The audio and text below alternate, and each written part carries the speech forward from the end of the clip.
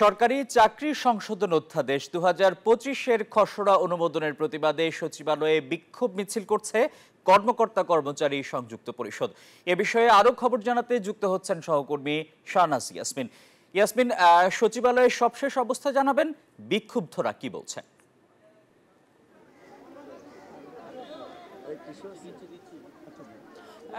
টিপু, আপনাকে ধন্যবাদ জানাচ্ছি। সরকারি চাকরি আইন 1979 ছিল যেটা, সেই আইনটা সংশোধন হয়েছে 2018 সালে, এবং সেই 18 সালের আইনে যা ছিল যে আসলে সরকারি চাকরি বিধিতে যে ধরনের অসদাচরণ যেটা বলা হয় সরকারিভাবে, সেগুলোতে আসলে এত বেশি ফ্লেক্সিবল করা ছিল যে তারা যদি কেউ সরকার মনে করে বা প্রশাসন মনে করে কেউ আসলে সরকারি চাকরিতে তাদের বিধি মোতাবেক কাজ করছে না, সেক্ষেত্রে তাদেরকে চিঠি দিবে, চিঠি মোতাবেক তারা আবার সে চিঠির উত্তর দিবে।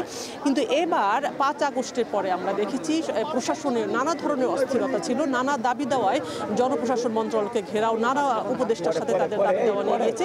এর পরিপ্রেক্ষিতে সরকারি চাকরি আইন যে 18 ছিল 2018, সেটি সংশোধন করে গত বৃহস্পতিবারে একটি অধ্যাদেশ জারি করার প্রক্রিয়া করছে জনপ্রশাসন মন্ত্রণালয়, এবং সেটিকে ঘিরেই সচিবালয় যারা কর্মচারী রয়েছেন তাদের ভিতরে এক ধরনের বিক্ষোভ শুরু হয়েছে। তারা সেদিন থেকে, তারপর থেকে শনিবার থেকে তারা বিক্ষোভ শুরু করেছিল অর্থ মন্ত্রণালয়, স্বরাষ্ট্র মন্ত্রণালয়। আমরা আসলে আজকে সকালে দেখেছি স্বরাষ্ট্র মন্ত্রণালয়ের মন্ত্রী উপদেষ্টার কাছে তারা গিয়েছে এই তাদের দাবি দেওয়া নিয়ে। এই সরকারি চাকরি আইনকে তারা কালো আইন বলছেন। আমি একটু কথা বলতে চাচ্ছি এই সরকারি কর্মচারী আইনের পরিষদের যিনি নেতা তার সাথে।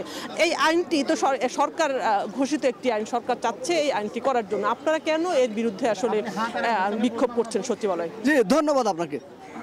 আমি বাংলাদেশ সচিবালয় কর্মকর্তা কর্মচারী সংযুক্ত পরিষদের সভাপতি মোহাম্মদ বাদিউল কবির। আমার পাশে আমার বন্ধু সভাপতি নুরুল ইসলাম, আমার কো চেয়ারম্যান এখানে উপস্থিত আছেন। আপনারা কি চান? কেন আমাদের মনে হয় যে এই আইনটি আপনাদের বিপক্ষে গিয়েছে? এই আইনটি মূলত সরকারি কর্মচারীদের জন্য একটা নিবর্তনমূলক আইন হিসাবে পরিণত হতে যায়। কেন মনে হয়?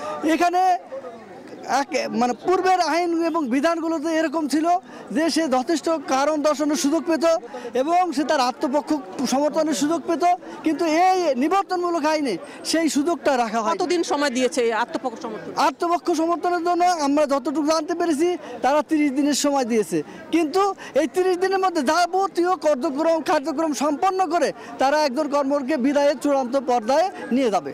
আপনাকে অসংখ্য ধন্যবাদ জানাচ্ছি। শুনছিলাম আসিফ টিপু কথা বলছিলেন, কর্মচারী পরিষদের যিনি নেতা তিনি কথা বলছিলেন।